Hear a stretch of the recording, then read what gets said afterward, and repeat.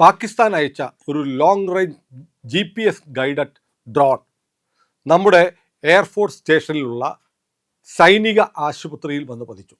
ഒരു civilian കെട്ടിടത്തിലും drone വന്ന് വീണു. വലിയ സ്ഫോടനമുണ്ടായി. നമ്മുടെ ഒരു മിലിറ്ററി മെഡിക്കൽ അസിസ്റ്റൻ്റ് തൽക്ഷണം കൊല്ലപ്പെട്ടു. മറ്റൊരാൾക്ക് കാര്യമായി പരിക്ക് പറ്റി. അദ്ദേഹത്തിൻ്റെ ഒരു കൈ മുറിച്ചു മാറ്റപ്പെടേണ്ടി വന്നു.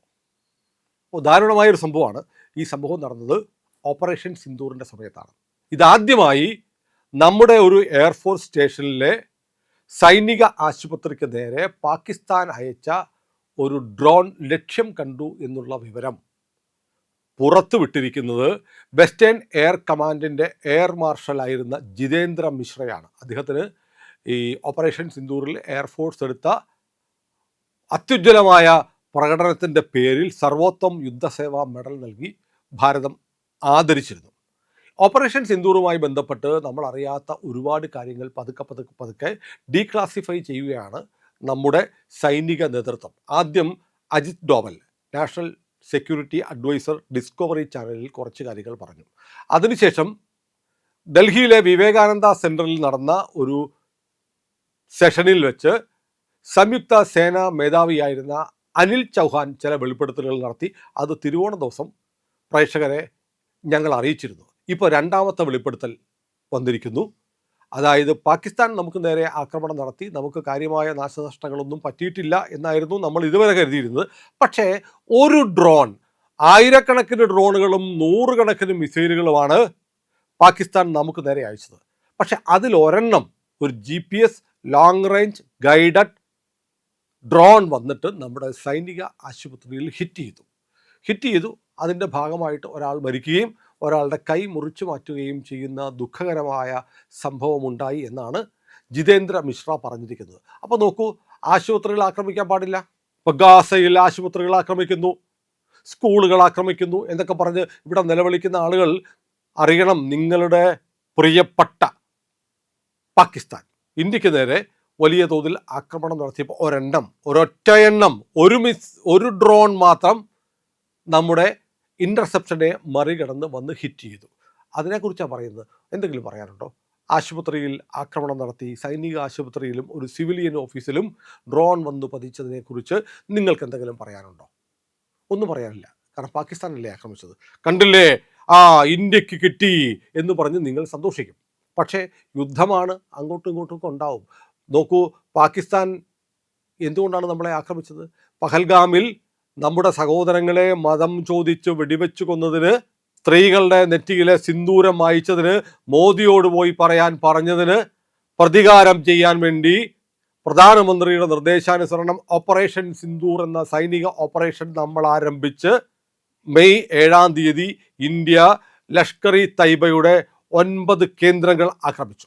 പാകിസ്ഥാന് വേണമെങ്കിൽ അവിടെ കൊണ്ട് നിർത്താമായിരുന്നു. പക്ഷേ പാകിസ്ഥാൻ എന്ത് ചെയ്തു? ജിതേന്ദ്ര മിശ്ര പറയുന്നു, പാകിസ്ഥാൻ എന്ത് ചെയ്തു? പാകിസ്ഥാൻ തിരിച്ചടിച്ചു. 14-15 ഡ്രോൺസ് അയച്ചു. നമ്മൾ എല്ലാം നിർവീര്യമാക്കി. പിന്നെ അവർ ചെയ്തത് നൂറുകണക്കിന് സ്വാം എന്ന് പറയും, ഡ്രോണുകൾ അങ്ങ് സ്വാം ചെയ്ത് അയച്ചു. അതിൻ്റെ കൂടെ നിരവധി മിസൈലുകളും അയച്ചു. നമ്മളിതെല്ലാം വെടിവെച്ച് വീഴ്ത്തി. നമ്മുടെ ആകാശ് തീർ ഡിഫൻസ് സംവിധാനങ്ങൾ എല്ലാം ഉപയോഗിച്ച് നമ്മളിതെല്ലാം നശിപ്പിച്ചു. പക്ഷേ അതിലൊരെണ്ണം മാത്രം വന്ന് ഹിറ്റ് ചെയ്ത കാര്യമാണ് ജിതേന്ദ്ര മിശ്ര എയർ മാർഷൽ പറഞ്ഞത്. ഇനി തീർന്നില്ല, അദ്ദേഹം മറ്റൊരു കാര്യം പറയുന്നുണ്ട്. അത് നമ്മുടെ S-400 സുദർശൻ ചക്ര, റഷ്യയിൽ നിന്ന് നമ്മൾ വാങ്ങിയിരിക്കുന്ന ലോകത്തിലെ ഏറ്റവും മികച്ച വ്യോമ പ്രതിരോധ സന്നാഹം, അതിൻ്റെ റഡാർ യൂണിറ്റിലിരുന്ന് അത് ഓപ്പറേറ്റ് ചെയ്യുന്ന സൈനികൻ കണ്ടു, ആകാശത്ത് പാകിസ്ഥാൻ്റെ ഒരു അവാക്സ് വിമാനം ആകാശത്തെ ചാരക്കണ്ണാണ് പറക്കുന്നു. എത്ര കിലോമീറ്റർ ദൂരെയാണെന്നറിയാമോ? 314 കിലോമീറ്റർ ദൂരെയാണ്. 314 കിലോമീറ്റർ ദൂരെ പാകിസ്ഥാൻ്റെ അവാക്സ് പറന്നുയർന്നത് നമ്മുടെ സെൻറ്ററിലിരുന്ന് നമ്മുടെ S-400 റഡാർ സംവിധാനം ഓപ്പറേറ്റ് ചെയ്യുന്ന ഭടൻ കണ്ടു. അദ്ദേഹത്തിൻ്റെ മെസ്സേജ് ഉടൻ എയർ മാർഷലിന് വന്നു, ജിതേന്ദ്ര മിശ്രയ്ക്ക് വന്നു. പാകിസ്ഥാൻ്റെ ഒരു അവാക്സ് പറന്നിട്ടുണ്ട്, ഞാൻ ഫയർ ചെയ്യട്ടെ എന്ന് ചോദിച്ചു. അടിയടാ എന്നായിരുന്നു മറുപടി. അങ്ങനെ നമ്മുടെ S-400 ഫയർ ചെയ്തു. ആ അവാക്സ് തവിടുപൊടിയായി കത്തിച്ചാരമായി. ലോക ചരിത്രത്തിൽ, ലോകത്തിലെ സൈനിക ചരിത്രത്തിലെ ഏറ്റവും ദൂരെയുള്ള ഒരു ശത്രു നിഗ്രഹമായിരുന്നു അത്. ഇതിനു മുമ്പ് 314 കിലോമീറ്റർ അപ്പുറത്തുള്ള ഒരു അവാക്സ് വിമാനത്തെ അത്രയും ദൂരപരിധിയിൽ നിന്ന് തകർത്തിട്ടില്ല. ലോക ചരിത്രത്തിൽ നമ്മളൊരു ഹിസ്റ്ററി ഉണ്ടാക്കി, ഒരു ചരിത്രത്തിൻ്റെ ഒരു ലാൻഡ് മാർക്ക് നമ്മളിട്ടു. അതിന് കാരണമുണ്ട്. കാരണം പാകിസ്ഥാന് സംഭവിച്ച അവസ്ഥയെക്കുറിച്ച് ജിതേന്ദ്ര മിശ്ര പറയുന്നത് യുദ്ധം തുടങ്ങിയപ്പോഴേ പാകിസ്ഥാൻ കണ്ണ് കാണാൻ പറ്റാത്ത അവസ്ഥയിലായിപ്പോയി.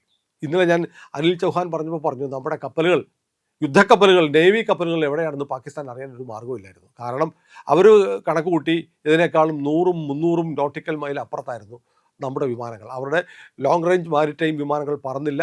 മാത്രമല്ല അവർക്ക് ഇൻ്റലിജൻസ് ഇൻപുട്ടുകളൊന്നും കിട്ടിയില്ല. കാരണം എന്താണെന്നറിയാമോ? അവരുടെ എല്ലാ റഡാർ സംവിധാനങ്ങളും നമ്മൾ തകർത്ത് കളഞ്ഞു. അവരുടെ കമാൻഡ് കൺട്രോൾ സെൻറ്ററുകൾ നമ്മൾ തകർത്ത് കളഞ്ഞു.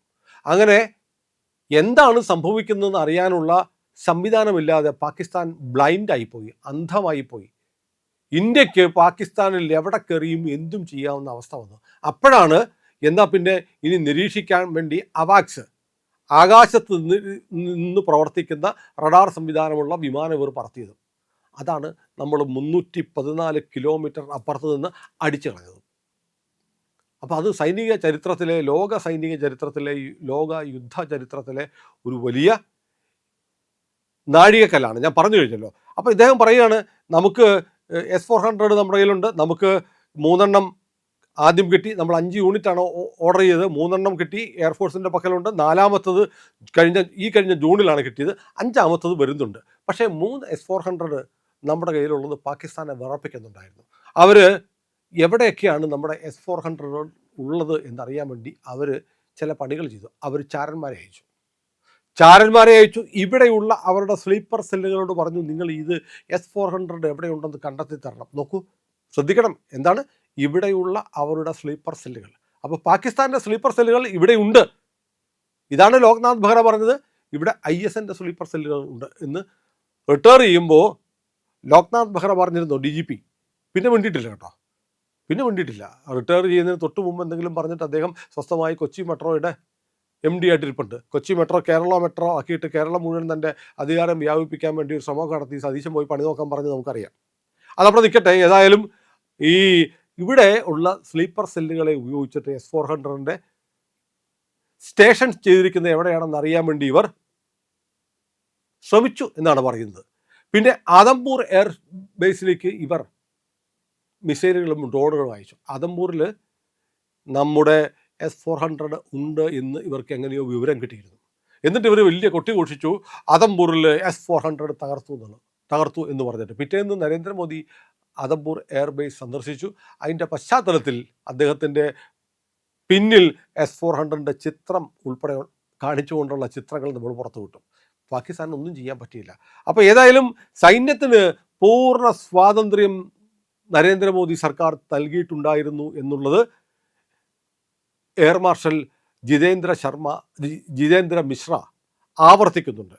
സിവിലിയൻ നാശനഷ്ടം ഉണ്ടാക്കരുത്, ശത്രുക്കളെയും അവരുടെ ഹാൻഡ്ലർമാരെയും മാത്രം കൈകാര്യം ചെയ്യുക, ഭീകരവാദ കേന്ദ്രങ്ങൾ മാത്രം ആക്രമിക്കുക, കൊളാറ്ററൽ ഡാമേജ് ഉണ്ടാകാതെ സൂക്ഷിക്കുക എന്നു പറഞ്ഞതല്ലാതെ മറ്റൊരു നിയന്ത്രണവും ഞങ്ങൾക്കുണ്ടായിട്ടില്ല. യുദ്ധം എങ്ങനെ നടത്തണമെന്ന് സൈന്യത്തിന് തീരുമാനിക്കാം എന്നായിരുന്നു കേന്ദ്ര സർക്കാർ നൽകിയ നിർദ്ദേശം. മാത്രമല്ല ഇവർ നമ്മുടെ ചില ഗുരുദ്വാരകൾ, എനിക്ക് തോന്നുന്നത് സുവർണക്ഷേത്രം ഉൾപ്പെടെ ഇവർ ടാർഗറ്റ് ചെയ്തു എന്നാണ് പറയപ്പെടുന്നത്. സുവർണക്ഷേത്രം ആക്രമിച്ചാൽ സിഖുകാരടങ്ങും. അപ്പോൾ ഇന്ത്യക്കുള്ളിൽ ആഭ്യന്തര കലാപം കൂടി ഉണ്ടാക്കാനുള്ള ശ്രമം ഇവർ നടത്തിയിരുന്നു, പാകിസ്ഥാൻ പ്ലാൻ ചെയ്തിരുന്നു. പക്ഷേ നമ്മളിതെല്ലാം വന്ന ഒരു ഡ്രോൺ ഒഴികെ പാകിസ്ഥാൻ അയച്ച ആയിരക്കണക്കിന് ഡ്രോണുകളും മിസൈലുകളും ഒക്കെ നമ്മൾ ഇൻ്റർസെപ്റ്റ് ചെയ്തു. അങ്ങനെ ഗുരുദ്വാരയിലൊക്കെ ഇവർ ക്ഷേത്രങ്ങളെയൊക്കെ ഇവർ ഉന്നം വെച്ചു, രാമക്ഷേത്രത്തെ ഉന്നം വെച്ചു. ഇതെല്ലാം മനസ്സിലാക്കിയ സർക്കാരാണ്, സൈന്യമാണ് അതിശക്തമായി തിരിച്ചടിക്കാൻ തീരുമാനിച്ചു. അതിൻ്റെ ഭാഗമായിട്ടാണ് ഈ പറഞ്ഞ ഓപ്പറേഷൻസ് ആകെ നടന്നത് എന്ന് പറയുന്ന അദ്ദേഹം. അവർ വെടിനിർത്തൽ ആവശ്യപ്പെട്ടതിന് ശേഷമാണ് നൂർഖാനും ബോലാരിയുമൊക്കെ നമ്മൾ അറ്റാക്ക് ചെയ്തത്. കാരണം വെടിനിർത്തലിന് രാവിലെ വിളിക്കുമ്പോൾ 3 മണിക്ക് വിളിക്കാൻ പറഞ്ഞ് നമ്മൾ ഫോൺ വെച്ചു, നമ്മുടെ director general of military operations phone വെച്ചു. അപ്പോൾ 10 മണിക്കും 3 മണിക്കും ഇടയ്ക്കുള്ള സമയം കൊണ്ട് പരമാവധി അടിച്ച് തവിട് പൊടിയാക്കാൻ നമ്മുടെ സൈന്യത്തിന് നിർദ്ദേശം പോയി. അതിൻ്റെ ഭാഗമായിട്ട് ആണ് ഇവരുടെ പ്രധാനപ്പെട്ട നൂർഖാൻ, ബോലാരി തുടങ്ങിയ എയർബേസുകൾ ആക്രമിക്കപ്പെട്ടത്. അനിൽ ചൗഹാൻ ഇന്നലെ പറഞ്ഞു, ആ സമയത്ത് ഞങ്ങൾ സർഗോദ എയർബേസ് ഉന്നം വെച്ചു. സർഗോദയിലെ റഡാറുകളാണ് ഉന്നം വെച്ചത്.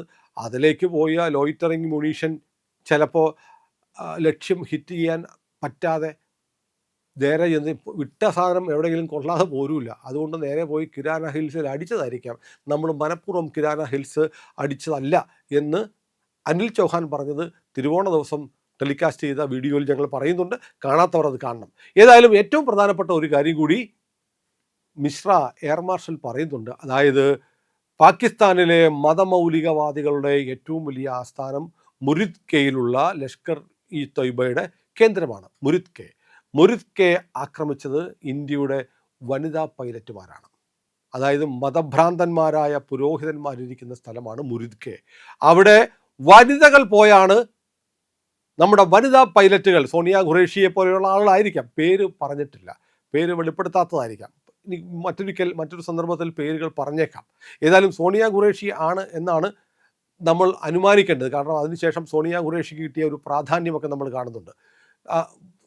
വിമാനം പറത്തിപ്പോയി മുരിദ്കെ മർക്കസ് തകർത്തത് വനിതകളാണ്. എന്തുകൊണ്ടാണ് പറഞ്ഞത് വനിതകളെ അയച്ചത്? 2 കാരണങ്ങളാണ്. ഒന്ന്, വനിതകളുടെ നെറ്റിയിലെ സിന്ദൂരം വായിച്ചതുകൊണ്ട്. 2, സോണിയ ഖുറേഷി ആണെങ്കിൽ ഇസ്ലാം മതവിശ്വാസിയാണ്. ഇസ്ലാം മതഭീകരന്മാരെ ആക്രമിച്ച് കൊന്ന് മുടിക്കാൻ വേണ്ടി അങ്ങനെ ഒരു വനിതയെ അയച്ചു എന്ന് നിഗമനത്തിലെത്തിയാൽ തെറ്റ് പറയാൻ പറ്റില്ല. മറ്റൊന്നുകൂടിയുണ്ട്, അതായത് സ്ത്രീയുടെ കൈകൊണ്ട് മരിച്ചാൽ സ്വർഗം കിട്ടത്തില്ല. ഇവരൊക്കെ മതഭ്രാന്ത് കയറി ആളുകളെ കൊല്ലാനും ഉപദ്രവിക്കാനും നടക്കുന്നതിന് കാരണം സുവർഗത്തിൽ ചെന്ന് മദ്യപ്പുഴയും 72 ഹൂറിമാരെയും കിട്ടാൻ വേണ്ടിയിട്ടാണ്. പക്ഷേ സ്ത്രീയുടെ കൈകൊണ്ട് മരിച്ചാൽ ഇതൊന്നും കിട്ടത്തില്ല. ചത്താലും നീയൊന്നും ഗതി പിടിക്കരുത്, മനസമാധാനം ഉണ്ടാവരുത് എന്നുകൂടി ഉറപ്പിക്കാൻ വേണ്ടിയിട്ടാണ് നമ്മുടെ വനിതാ പൈലറ്റുമാർ പോയത്.